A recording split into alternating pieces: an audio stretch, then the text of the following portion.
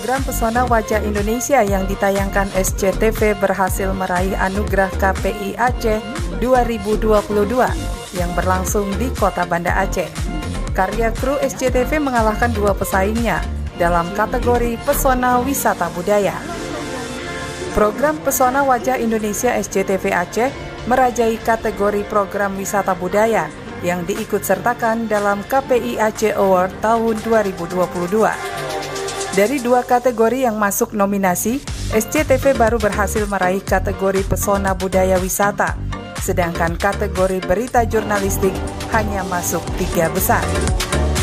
Program Wisata Budaya merupakan satu dari 8 kategori yang diperlombakan di bidang televisi.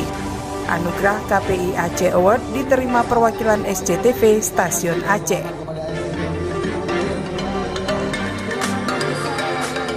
Terima kasih kepada KPI Aceh khususnya. Kali ini kan perdana kita bisa mendapatkan piala di kategori program wisata budaya.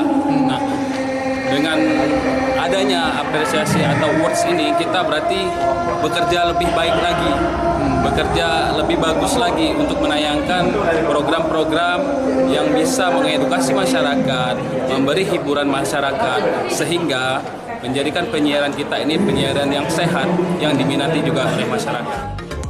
Anugerah KPI Aceh 2022 merupakan anugerah pertama kalinya sejak KPI dibentuk sejak 15 tahun lalu, sehingga ini menjadi sesuatu yang bermakna.